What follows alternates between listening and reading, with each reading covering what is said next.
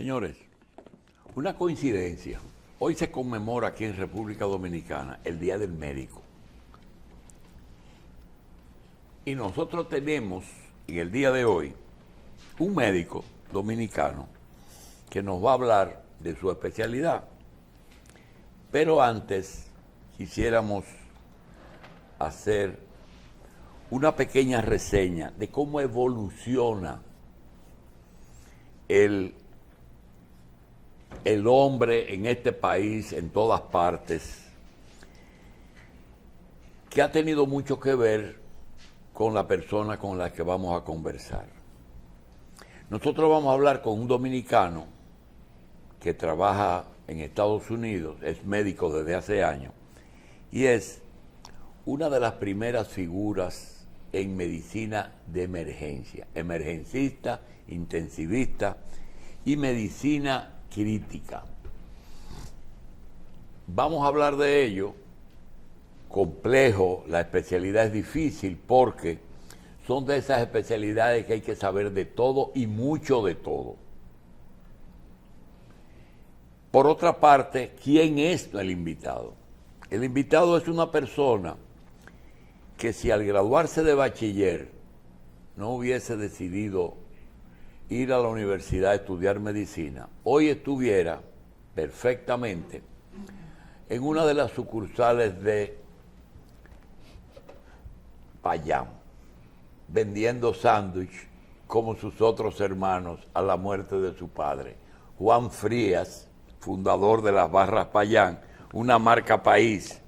Esta semana tuvimos a Juancho y hoy tenemos a Juan José Cheche, médico especialista en medicina crítica.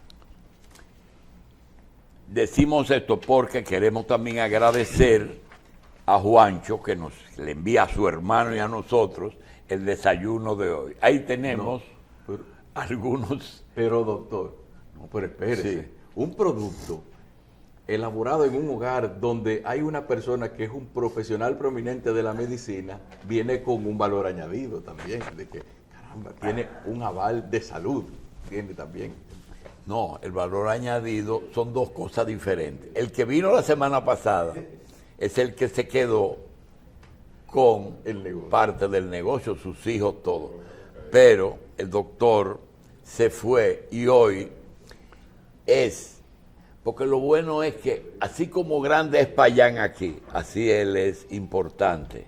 En Florida es uno de los principales médicos intensivistas. Le agradecemos a Juancho el envío del desayuno con motivo del Día del Médico y de que su hermano está Pero con yo nosotros. tengo una curiosidad en cuanto al doctor Frías también. ¿Qué cosa? Si en algún momento él pasó por la plancha de... No. No, Sí. a él lo exoneraron de pasar sí. por la plancha, Sí, por cortar sí. los panes. ¿eh? No, sí pasamos. ¿Pasó por la todos plancha? pasaron. Sí. O sea, eso era parte primordial de cada uno de nosotros. El estar allí. Antes que empezar a hablar, muchísimas gracias por la oportunidad, No, hombre. la segunda oportunidad de estar en tu programa tan oído y la parte audiovisual del pueblo dominicano hacia este programa. Entonces, los hermanos tenían que pasar mira, por... sí era muy importante, hay una anécdota La totadora. muy interesante. Cuando el día antes de yo graduarme de medicina en la UNFU, yo jugaba basquetbol en San Lázaro y en el barrio La Fe, ¿no? Y mi padre llama a mi madre que por qué yo no estaba en la barra, porque los domingos me tocaba a mí trabajar en la barra, en el manejo de controlar a los cajeros, al juguero y al sanguchero. Y entonces mi madre le dijo a mi padre que no, hoy se graduó. que yo me graduaba. Y mi padre dijo, no, él se gradúa mañana, todavía eres empleado de aquí. O sea, Qué eso bien. es. Pero mira, hay una anécdota y hay algo que yo quiero aclararle al pueblo dominicano.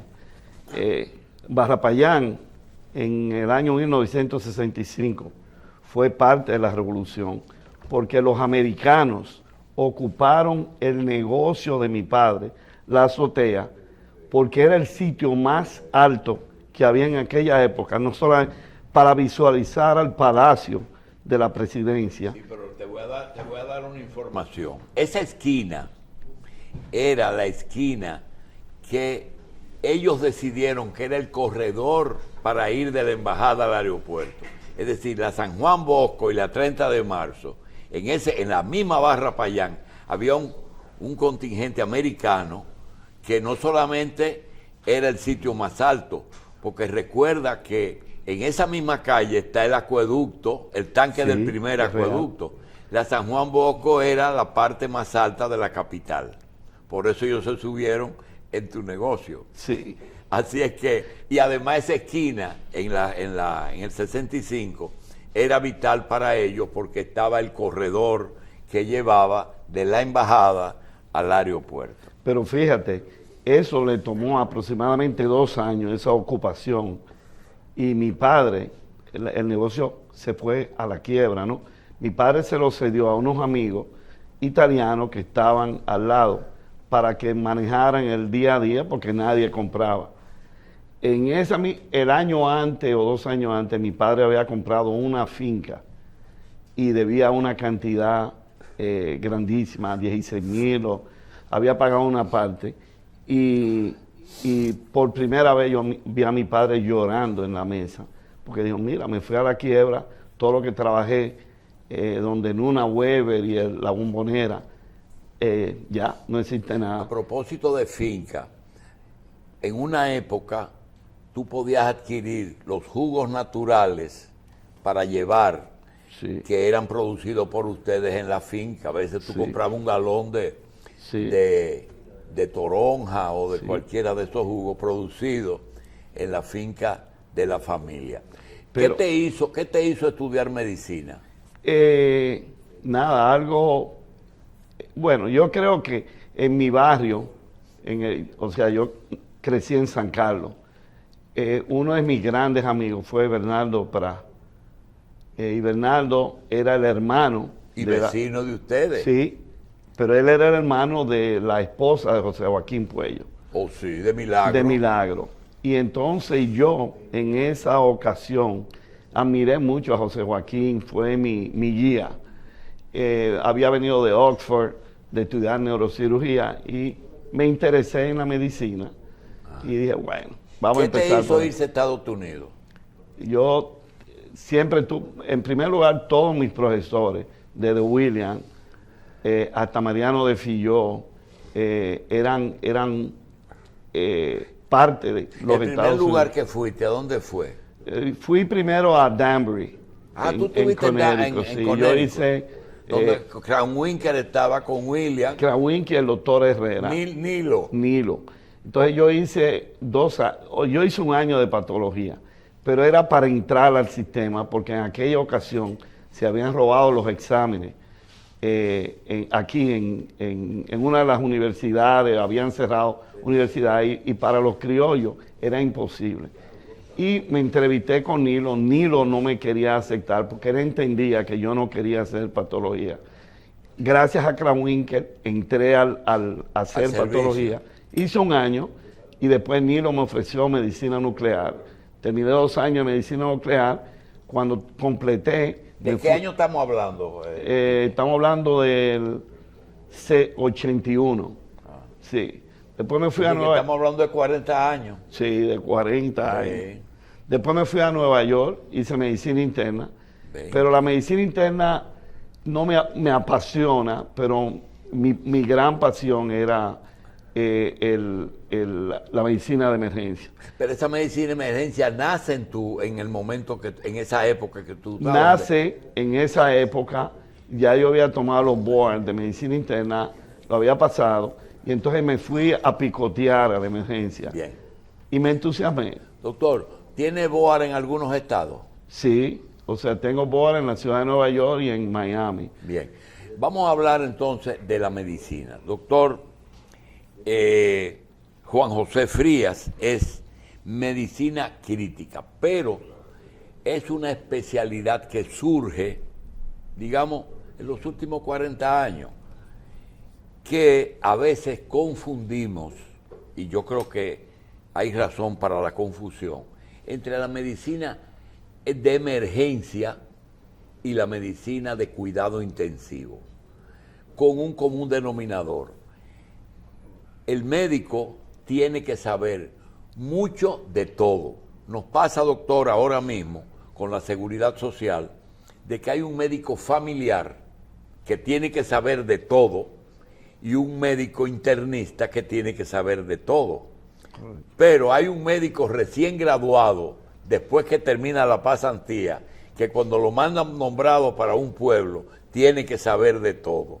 Pero uno tiene que saber de todo un chin y otro tiene que saber de todo muchísimo. Realmente, la medicina crítica abarca tanto emergencia como cuidados intensivos. Sí, es una parte divisiva, porque el paciente se le da el cuidado primario en la emergencia y después, una vez se estabiliza, el paciente pasa a cuidado intensivo. Pero ¿qué pasa? Eso depende de la institución en los Estados Unidos donde tú practiques. Nosotros hacemos mucha medicina crítica en la emergencia, porque las camas de cuidado intensivo se saturan, porque el manejo tiene que ser ahí por un tiempo. Una vez el paciente se intuba y se estabiliza, pues el intensivista no tiene capacidad para manejarlo. Sí, pero hay una confusión que queremos dejar claro. Aquí, el médico intensivista es una lista que hay en las emergencias de las clínicas privadas que dice, si es un trauma óseo, el ortopedista de servicio es fulano. Si es un problema de cerebro, llámese al neurocirujano. Pregunta, ¿qué tiempo en manos del emergencista está el paciente en Estados Unidos? Es decir, usted está de servicio en el hospital, llega una emergencia, por ejemplo, la explosión ayer de San Cristóbal, quemado, traumatismo, desconocidos, pero personas con lesiones superficiales, que es un tema bueno para hoy. Sí. Doctor, si usted hubiera estado en emergencia de San Cristóbal del Pina, en un lugar donde no hay una unidad de quemados, pero hay huesos rotos, hay músculos, hay todo destruido. Realmente, ¿qué tiempo está el paciente en manos del intensivista, del emergencista? Por ejemplo, en esos casos particulares de quemadura, lo más importante en quemadura es el triaje en la parte fuera del hospital. O sea, y eso lo hacen la mayoría de las veces los pacientes, el personal de ambulancia que responde a la llamada. Entonces, ese personal determina hacia dónde va dirigido ese paciente. Por ejemplo, hay criterios bien establecidos de cómo manejar quemadura tanto fuera del hospital como dentro del hospital. Entonces, lo más importante en lo que ha pasado en San Cristóbal es cómo identificar qué paciente va a una unidad de quemado. Y hay 10 criterios para manejar a esos pacientes, dirigirlo a unidades de quemado. Desgraciadamente, en este país, como estuve leyendo, nada más hay una unidad de quemado. Y esa unidad de quemado tiene 11 camas. O sea, cuando aquí hay una cantidad exagerada de accidentes de carro, de quemado, entonces yo me imagino que la mortalidad es muy, muy alta. Ahora bien, yo decido en la emergencia, yo le doy cuidado a ese paciente en comunicación con especialistas. No es que hay un paciente que tiene una quemadura de primer grado o una quemadura de segundo grado leve. Ese paciente yo no tengo que llamar al especialista, yo lo envío a la casa y lo sigue el médico primario o el cirujano, etcétera. Ahora, ¿qué da el grado? ¿Extensión o profundidad de la lesión? Extensión, los dos, extensión y profundidad. Y la extensión, hay la regla del 9, ¿no? O sea, no es fácil conseguirlo a usted todos los días. Vamos a aprovecharlo para ese caso. Se comienzan a dar cifras y esas cifras van aumentando. Muertos desaparecidos y heridos. Eso no es para la prensa. Los muertos se dividen en tres. El muerto que murió instantáneamente en el momento de la explosión. El muerto que fue llevado a la emergencia y murió en emergencia, digamos, en las primeras 2 o 3 horas. Y un muerto que las lesiones produjeron el segundo o el tercer día su muerte por problemas, digamos, de quemadura. Ahora, esos son los muertos. Los heridos, pues depende de si hay huesos, de si hay músculos, de si hay quemaduras, o personas que a lo mejor sufrieron un problema hasta auditivo por el ruido, pero no tienen lesión física, pero tienen o problemas mentales, ¿cómo se llama?, de shock por el evento. Es decir, que ahí usted tiene de todo en ese caso. Usted dijo, hay un momento en que tú puedes ir despachando, ¿verdad? Sí. Para poder resolver. Pero cada día te aparece que primero eran 15, después 17 y ayer te dan 27 muertos. ¿Por qué pasa eso? Porque la regla de juego es identificar el ABC. Cuando tú vas al campo y tienes un quemado, lo primero que tú tienes que identificar, decir, bueno, primero ese paciente tiene que alejarlo del área de quemadura. Si el paciente tiene ropa que le produzca mucho más quemadura, hay que quitársela. Identificar lo que se llama trauma de inhalación. O sea, ¿qué es esto? Y eso evita muerte secundaria. Si yo veo a un paciente con un trauma de la cara o el cuello, si se le han quemado las cejas, si se le han quemado los pelos de la nariz, si hay carbón en la boca, si hay herida profunda de cuello de tercer grado o una herida extensa en el cuello, si yo lo identifico y tiene herida en la boca, o sea, eritema en la boca, entonces yo digo, este paciente hay que tomar medidas rápidas y eso es intubación. ¿Por qué? Porque la quemadura de por sí produce edema de todo el árbol respiratorio superior y al producirse edema llega un momento en que no va a ser muy difícil. Y el edema te puede cerrar las vías respiratorias. Totalmente. Doctor, usted habló de inhalación. Fuera del trauma, hay lo que pudo haber inhalado, lo que pudo haber respirado el paciente. Bueno, todo depende. Lo más importante es esto, el monóxido de carbono, el producto de la combustión de la quemadura. Y eso es algo bien importante de identificar. Desgraciadamente, nosotros sabemos, en primer lugar, que aquí no todos los sitios tienen para identificar monóxido de carbono. Porque si tú tienes, hay criterios para cámaras hiperbáricas, en intoxicación por monóxido de carbono hay que manejar con oxígeno al 100%. Y si tiene criterio de que hay más de 25% monóxido de carbono, si es una muchacha embarazada con un 15%, si el paciente tiene alteración del estatus mental, ese paciente tiene que ir a una cama hiperbárica. ¿Cuántas camas hiperbáricas hay en República Dominicana? 1 o 2, ¿no?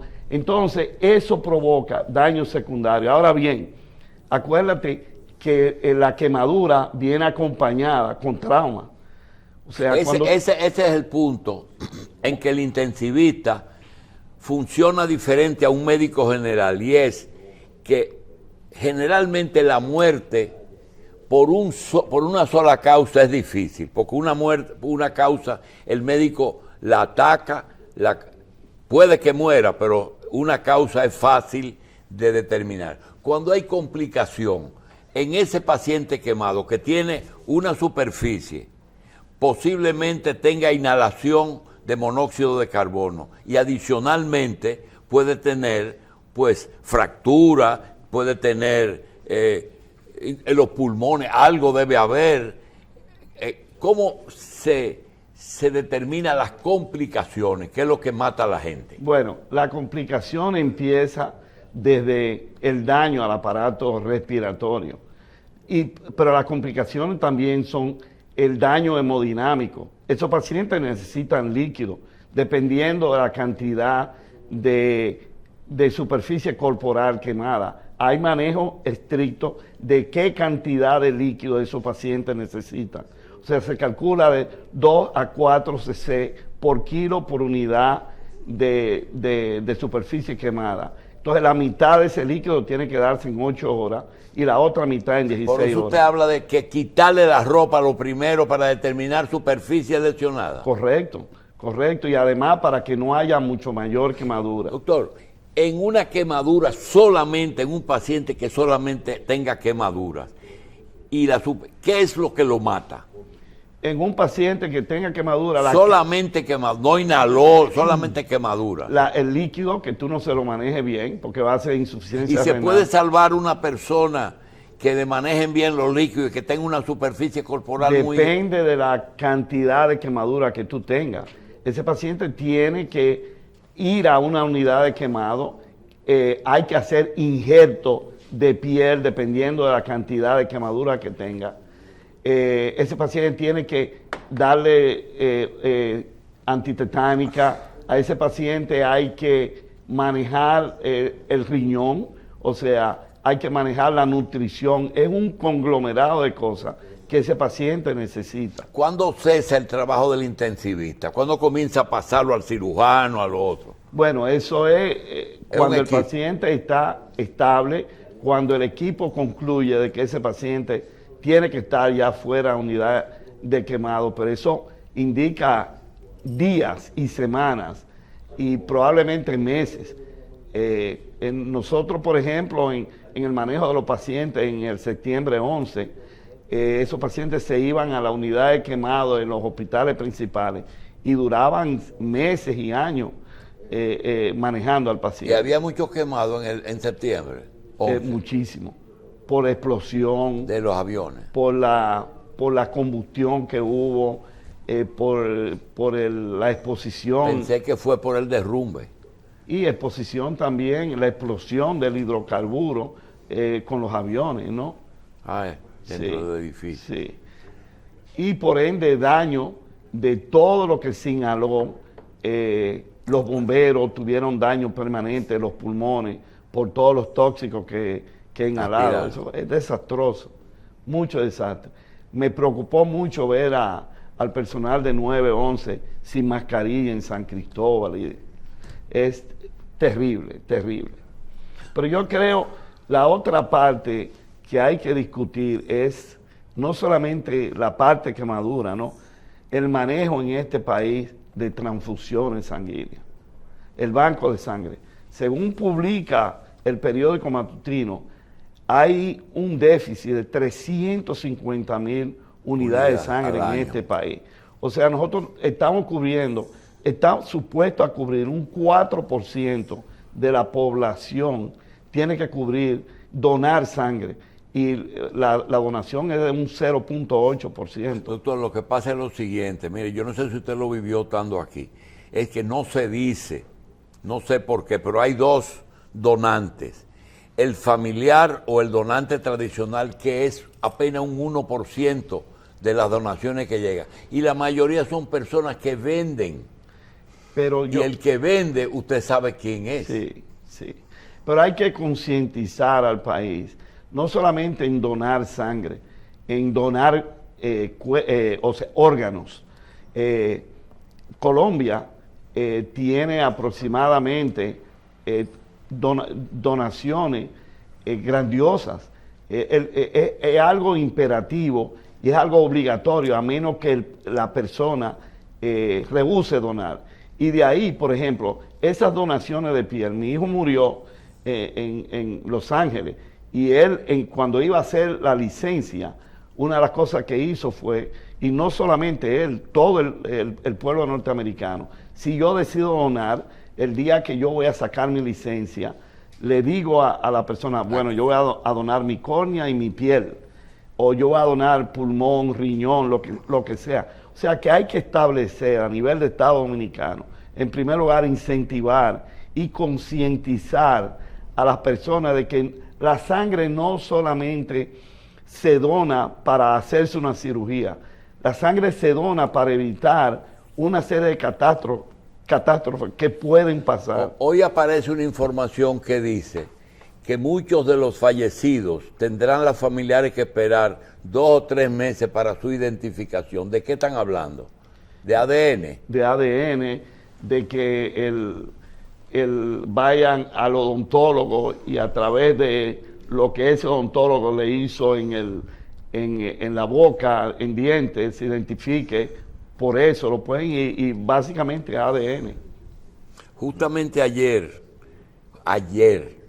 el diputado por el PLD, Sócrates Pérez, depositó en la Secretaría General Legislativa una resolución que busca asistir a pacientes con quemaduras para brindar ayuda que sufren esta condición debido a fuego y explosiones. Esta iniciativa, el legislador de Cambita mostró su preocupación ante el siniestro de San Cristóbal, en que hasta este momento han perdido la vida 27 personas. Muchos familiares todavía hoy desconocen el paradero de sus parientes. Pero mira, yo creo que las cosas que se hacen impronto y cuando sucede no tienen, los resultados son fatales. Te voy a poner un ejemplo. Aquí hace aproximadamente un mes hubo una explosión en Punta Cana, Sí. de 3 personas que yo conozco. Esos pacientes se quemaron, 80, 90, y un niño tenía un 50%. Lo llevan a un hospital en Punta Cana. Es un poco deprimente saber que en Punta Cana no haya una institución hospitalaria, no solamente para brindarle a las personas que viven en Punta Cana, sino al turista. Entonces, esos pacientes los transfieren al NEI Área Lora y después al niño lo transfieren a un hospital en Santiago. Los 3 tuvieron que ser, a través de nosotros, eran familiares de un médico que hace medicina infecciosa criollo en la ciudad de Miami. Se hizo todo el papeleo y se transfirieron a avión ambulancia a la unidad de quemado de la Universidad de Miami. El niño está extubado ya, bien. Los 2 adultos están en lo que se llama ECMO, que es lo que usted, o sea, corazón, pulmón y eso. Y están, o sea, tuvieron al principio en malas condiciones, ya se han recuperado gradualmente y probablemente sobrevivan. Entonces, ¿por qué no evitar esto? ¿Por qué no abrir e invertir en cosas de ese tipo, en unidades quemadas en República Dominicana? ¿Quiénes van a sobrevivir? La gente que tengan dinero. Y no es que, doctor, hacer una unidad de quemado como donaron los japoneses allá en lo que hoy es Secanote, lo que era el Morgan. Pero esa unidad no se ha abierto todavía, según publica el periódico. No se ha reabierto, Sí. ahora está en ese proceso, pero lo que quiero decirle es el factor tiempo, desde que ocurrió la explosión hasta que, digamos, 13 personas fueron traídas ahí. El factor tiempo es importante. Muy importante, es muy importante, y no solamente el factor tiempo, el factor de manejo en el campo, en lo que ocurre, es muy importante. El personal del 911 es importantísimo. El personal que acude allí es sumamente importante. O sea, todos esos son factores. Acuérdate, inmediatamente te quema, se comienza a contar a partir de ahí para manejo de líquido. Doctor, hablamos de quemaduras. Háblenos un poquito del emergencista frente a lesiones del sistema nervioso, médula y cerebro. Bueno, dependiendo. Si tienes un trauma cráneo-encefálico, ¿no? Hay cosas, medidas que se toman ante eso. Posición del paciente, cuándo el paciente se va a intubar, cuáles son las medidas que hay que tomar. Una cosita, la intubación ya fuera del anestesiólogo o anestesista, el emergencista lo puede hacer. La hacemos nosotros. Siga. Sí, la hacemos nosotros. Hay que ver qué medicamentos se van a usar como preinducción para evitar que aumente la presión intracraneal. Hay que, por ejemplo, a través de ultrasonido, se puede determinar en ultrasonido, viendo el nervio óptico, cuál es el aumento del nervio óptico y básicamente, preliminarmente, uno tener idea de cómo anda la presión intracraneal, y después que se estabiliza el paciente, si el paciente tiene convulsiones, se manejan las convulsiones en la emergencia, se evitan aspiración de líquido a través del manejo del paciente, cómo se va a dar líquido en esos pacientes, cómo se controla cuál es la presión arterial ideal para que no haya más sangrado dentro del cerebro. Es un séquito de cosas. Le pregunto porque el accidente en motorista aquí es lo más frecuente y el trauma de sistema nervioso es todavía, aunque di que el casco, pero no lo usan siempre. Pero lo primero es la cultura. Generalmente, y eso lo vi en varias ocasiones, cuando el paciente tiene un accidente automovilístico, lo primero que la gente hace, lo agarra, lo tira y lo tira en un carro. No le estabiliza. Movilizarlo. Sí, a movilizarlo. Doctor, cinturón y bolsa de aire, ¿es importante? Es muy importante, principalmente el cinturón, para no evitar trauma. Y el cinturón no produce a su vez daño cuando... Puede producir daño en pecho, en abdomen, pero tú evitas daño grandioso en cuello, en cabeza, herida de desaceleración en el tórax, que se rompa la aorta y sangre masivamente. Y después de tantos años, de algunos años de bolsa de aire, ya realmente hay resultados positivos de que... Sí lo hay, o sea, sí lo hay porque disminuye el impacto del trauma. Lo que puede producir la bolsa de aire es cosas menores, de quemaduras en la cara, que son mínimas, pero lo que tú evitas es grandioso. Doctor, en una emergencia de Estados Unidos, el principal paciente que llega, ¿cuál es? Bueno, hay de todo, ¿no? Hay de Vamos todo, a hablar por ejemplo, primero. Más hombres que mujeres. infarto. Más hombres que mujeres. No, depende de dónde trabaje. Y más viejo que no viejo, depende de dónde trabaje. Más viejos que jóvenes. En Miami es una ciudad de retirado, o sea que tú vas a ver una población vieja muy grande. ¿Cuál es la lesión más frecuente de emergencia en un anciano? Infecciones. La caída. Infecciones, caídas por desbalance, problemas, por ejemplo, de neumonía, infecciones urinarias, alteración del estado mental. ¿Y va a emergencia eso?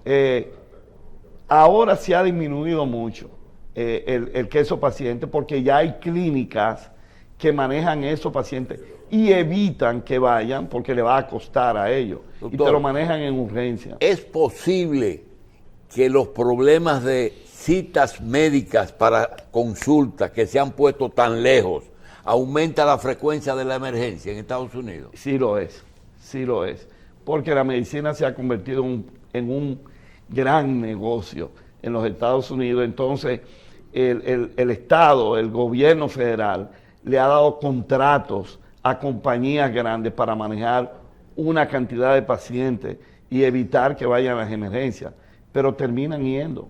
Además, los indocumentados. La ciudad de Miami, por ejemplo, en el área de Homestead, es donde trabajan todos los indocumentados. Esos pacientes no tienen seguro. Y hay que darle servicio. Pero el gobernador ahora le ha hecho presión a los estados, a los diferentes condados, para que cuando vayan a la emergencia identifiquen, aunque ellos no lo hacen, lo identifiquen para evitar el flujo de esos pacientes a las emergencias. Bien, doctor, la mayoría de los pacientes que requieren la atención de un intensivista o de un emergencista, sobre todo, ese médico tiene cobertura del pago de las ARS o de las compañías de seguro. Sí, lo tienen. Lo tienen.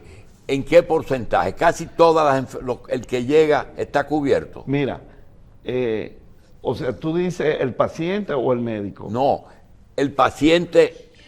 ¿Cómo le pagan al médico el servicio? El Estado, en primer lugar, los médicos de emergencia y los intensivistas son contratados por el Estado, por el hospital. Entonces, son empleados del hospital. Empleados del hospital. El que cobra es el hospital. El que cobra el hospital. Ah. Y los pagos son a grandes Pero sueldos. hay una tarifa.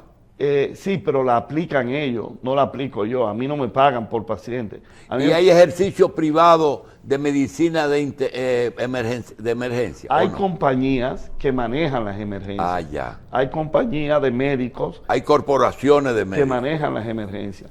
Y eso distribuye las ganancias, le dan por porcentaje de pacientes, por cuán crítico y cómo el número de pacientes críticos que maneja.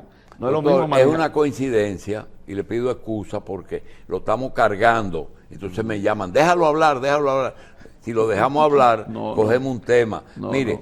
el tema de San Cristóbal, el tema de los problemas de las ARS con sus tarifas y el tema de la especialidad hacen que uno lo acribille a preguntas. Doctor,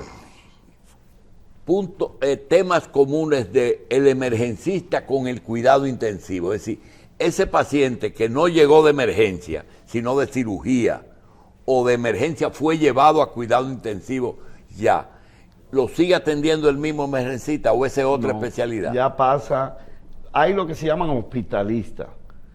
Entonces, si yo determino que un paciente necesita ingresar al hospital, quien toma el cuidado de eso son los hospitalistas.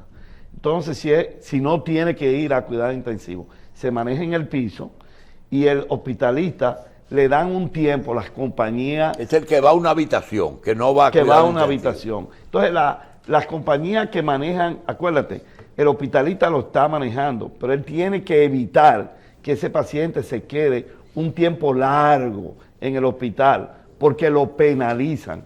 Entonces él dice, no, yo tengo un paciente deshidratado, con una diarrea, ese paciente va a durar un Tiene que día salir y se va. rápido de él. O sea, no es lo que podría pasar aquí, no sé cómo se maneja, pero yo no sé si aquí hay control del tiempo que esos pacientes tienen que durar por enfermedad. Aquí hay compañías de seguros médicos que tienen médicos que visitan las clínicas y los hospitales. Dice, mire, ya este paciente tiene muchos días aquí, no hay razón. Entonces aceleran la... Sí, y así es que manejan. ¿Y así es allá? Sí, así se manejan. Y lo mismo criterio para no admitir pacientes. Hay criterios bien definidos en cuán ese paciente no debería de estar en el hospital. Si lo admite, entonces eres penalizado. Bien, doctor Frías, para sacarle provecho a su participación, compárenos no los seguros ni la cobertura, la parte económica, la parte médica de Florida y de República Dominicana. Ya nos dijo que en todos los hospitales, no importa el costo, debe haber, por ejemplo, habló de Punta Cana, una unidad no solamente de emergencia, sino de especializada en trauma, en cuidado intensivo, en esas cosas. Es así, Tiene que ser así. debe haber, Debe haber.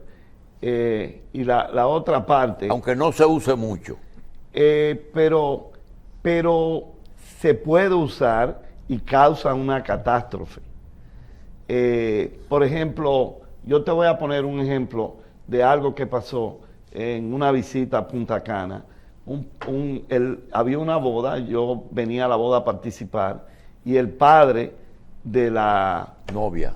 novia, no, el abuelo de la novia, yo estaba yendo al carro a buscar las maletas y eso, y mi hija fue y me dice, óyeme papi, se cayó y hizo un episodio de síncope y perdió el conocimiento. Cuando yo llegué allí, el señor estaba tirado en el suelo sin pulso. Yo empecé resucitación cardíaca y al resucitarlo, el paciente botó un pedazo de piña y recuperó. ¿De pizza? De piña, Ah. que se había comido. Lo llevamos a un hospital X, no voy a mencionar nombre, y cuando para ver si había daño cardíaco, si esto se lo había producido un problema cardíaco, y cuando llegamos allá, el paciente tenía en el electro un bloqueo de rama izquierda. En aquella ocasión, bloqueo de rama izquierda se manejaba como infarto.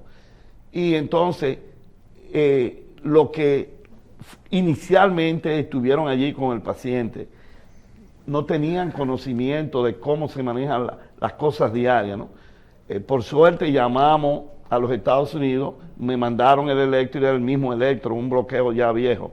Pero la moraleja de eso es, ahí en esas emergencias se manejan pacientes turistas que muchas veces tienen enfermedades avanzadas y van a pasar catástrofes. Sí, pero ese médico en Estados Unidos que es graduado, hace su internado, hace su especialidad. Hay una serie de especialidades como la emergencia, la cuidado intensivo, que hay que ser internista primero. No, ya van directamente a ser emergenciólogos. O sea, hace años hacían las dos cosas, o sea, hacían medicina de emergencia y hacían lo que se llama el grandfather, Sí. ¿no? Entonces tomaban el board de la especialidad y hacían las dos cosas, podían hacer las dos cosas, pero ya van directamente a un programa de 3 o 4 años en emergencia. En cuanto al centro nos habló, háblenos de nuevo de algo que mencionamos y es el problema de la sangre. ¿Es tan necesario la disponibilidad de sangre y de Mira, órganos? es necesario, pero hay que saber manejarla. O sea, yo he visto por experiencia en 2 pacientes, mi experiencia no es vasta, ¿no? Que hay criterios para transfundir. En los Estados Unidos no se transfiere a nadie que tenga una hemoglobina en 7 o menos de 7, a menos que no sea un paciente cardíaco, que tenga un infarto, que tenga lo que se llama problema coronario agudo, ¿no? Esos pacientes ya los parámetros varían de 8 a 9, o que no sea un paciente que esté sangrando.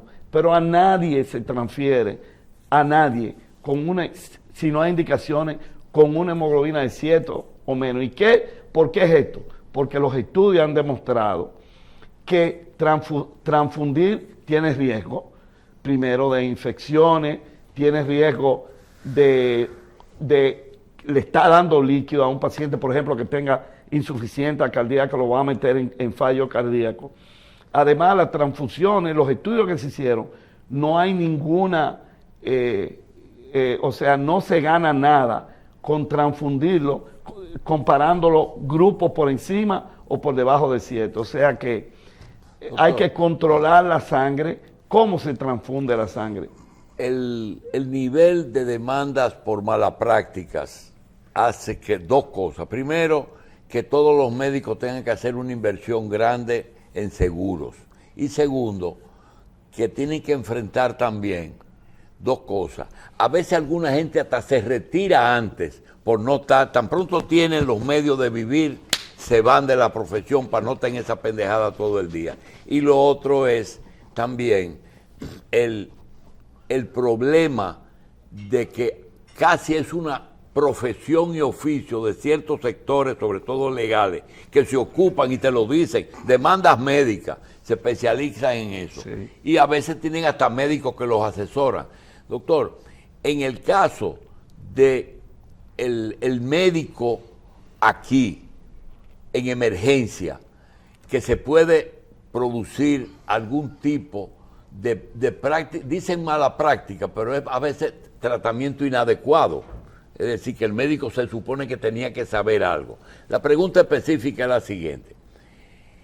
¿Qué recomendación usted le hace a un médico que, como en Estados Unidos, cuando llegan patologías de países tropicales que no conocen allá, pues no piensan en eso? Aquí también puede pasar por desconocimiento. Que el médico piense en todo. ¿Es posible? Sí, pero cuidado. En emergencia estoy hablando. Sí, pero aquí hay más facilidades de disminuir demanda, porque el médico de emergencia aquí, en primer lugar, cuando se le presenta una emergencia, llama al especialista. Y eso le disminuye la exposición a demanda, porque se lo tira al especialista, ¿no? Si a mí me llega un paciente con dolor en el pecho, en los Estados Unidos yo sé cuál es el ABC y cuál es el ABC de manejar infarto. Pero aquí un médico de emergencia inmediatamente llega un dolor en el pecho, llama al cardiólogo. Amén de que ese cardiólogo, si está lejos de la ciudad o si no está disponible, eso expone a la institución a demanda. Doctor, nosotros sabemos suficiente que si hablo con el hijo de Juan Frías o de Payán, podemos hablar media hora de un sándwich completo, pero hablar de medicina, yo le garantizo que en emergencia podemos hablar por días sin parar. Y una de las cosas que no quisiera dejar, dos específicas, emergencia, causadas por exceso por drogas, es decir, el paciente que es adicto y que llega y que lo dice o no lo dice. ¿Es fácil de diagnosticar? Bueno, hay lo que se llama los toxidromos. O sea, ¿Qué es eso? O sea, son guías de cuándo tú tienes que reconocer qué tipo de droga envuelve al paciente. Eso es número uno. Pero amén de decir que en los Estados Unidos hay una unidad de toxicología. La ciudad de Nueva York es fabulosa porque ellos tienen una unidad de toxicología presente ahí y tú lo puedes llamar. Te voy a poner un caso. Estando yo trabajando en uno de esos días con uno de mis compañeros, hubo un paciente que llegó a la emergencia con alteración del estado mental. Cuando se le hizo las cosas normales, incluyendo un electro, el paciente tenía unas ondas en el electro y el ritmo cardíaco estaba muy bajo y una onda alta, lo que se llama la onda T, que estaban hiperagudas.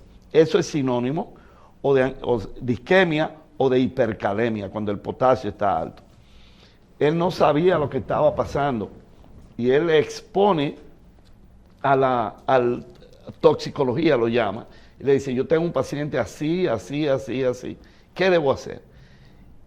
En esa unidad de la Universidad de Nueva York siempre hay lo que se llama un fellow, una persona de emergencia que está haciendo una subespecialidad en toxicología, presente. Y él le dijo, yo sé lo que tiene ese paciente. Y él le dijo, ¿cómo? Le dijo, averigua si ese paciente estuvo en el barrio chino, o sea, haciendo. Y dijo, ¿y por qué tú me preguntas eso si estuvo en el barrio chino? Y me dijo, porque hay un dominicano que inventó un afrodisíaco sexual de la parte de unos sapitos que se llaman TOD de Todd. Se lo pone en el área genital y eso produce el efecto de la digital. Tú le tienes que dar a ese paciente desde ya, no le dé calcio, tienes que darle lo que se llama Digivan para antagonizar los efectos. Y si no lo hace, darle todas las unidades calculadas. Y como no es, el usuario no es un delincuente, no se juzga allá, en algunos lugares allá. Ellos dicen realmente si qué producto están usando.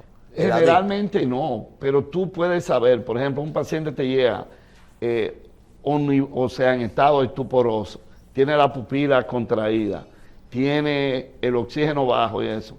Tú debes saber que es una intoxicación por opioides. Entonces tú le das naloxano. Así que el fentanilo te da eso. El fentanil es de la misma familia, o sea, de la misma familia y te va a dar. La cocaína es todo lo contrario, en vez de darte al paciente, es el paciente que está peleando en la emergencia, que está sudoroso. O sea, la presentación, las benzodiazepinas te dan los mismos efectos igual a los opioides.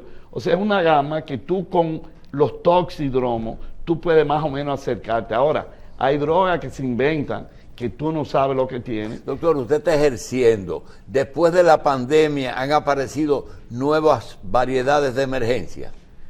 ¿En qué hay que pensar? Las complicaciones del COVID, la gente que está usando nuevas drogas, eso básicamente es lo nuevo que ha aparecido. O sea, el que una persona haya tenido COVID ya es un indicador que hay que ponerlo en el expediente para entender cómo funciona una persona.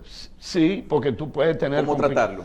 Tú puedes tener complicaciones vasculares y puedes tener complicaciones pulmonares, pero ya los casos nuevos de COVID que se ven son manejados como una gripe común. Doctor Frías, estamos viendo un cambio en la forma de atender a las personas en las clínicas y los hospitales aquí.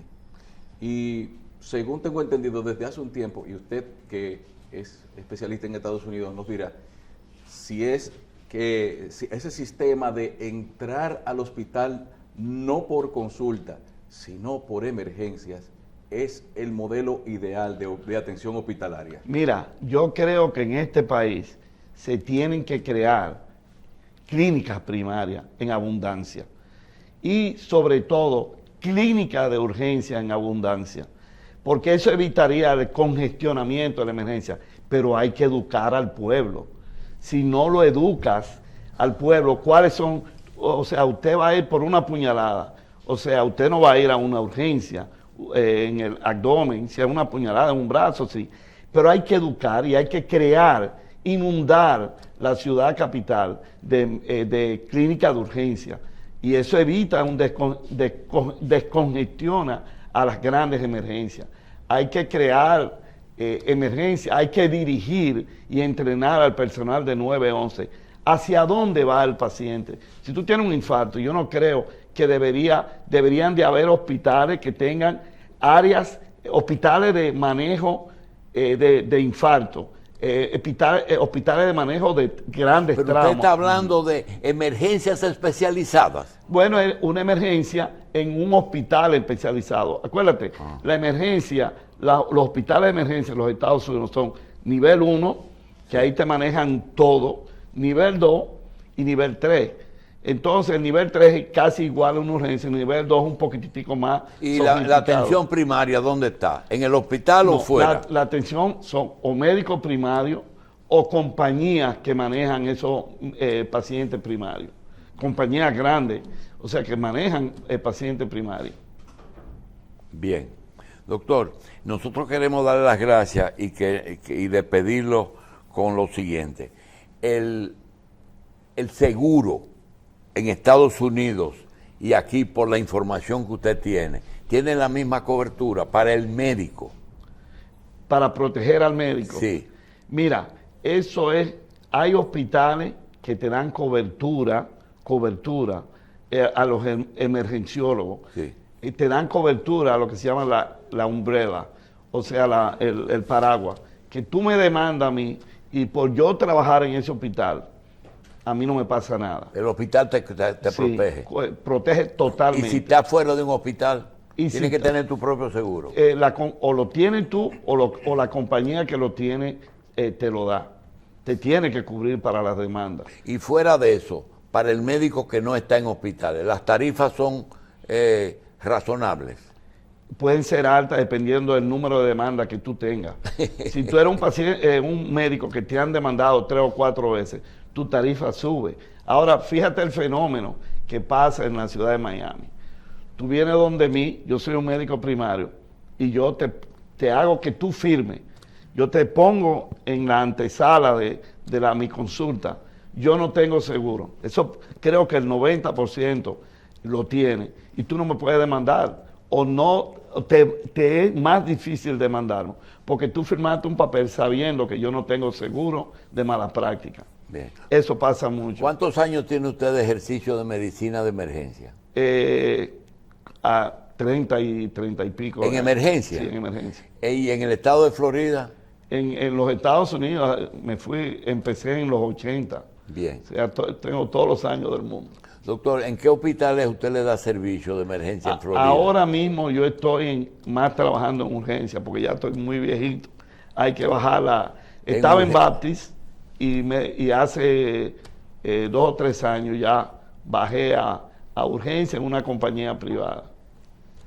Ya. ¿En un hospital? Es un conglomerado de urgencia que tiene una ellos clínica. atienden urgencias en diferentes hospitales. Sí, en diferentes clínicas que ellos tienen. Bien. Pero se manejan pacientes de ellos para evitar que esos pacientes vayan a los hospitales. ¿Cuántos años más usted le da el retiro suyo? Un par de años para venir. Doctor, para gracias. venir para acá. Vamos a vender sándwich en la San Sí, Martín. hombre, sí.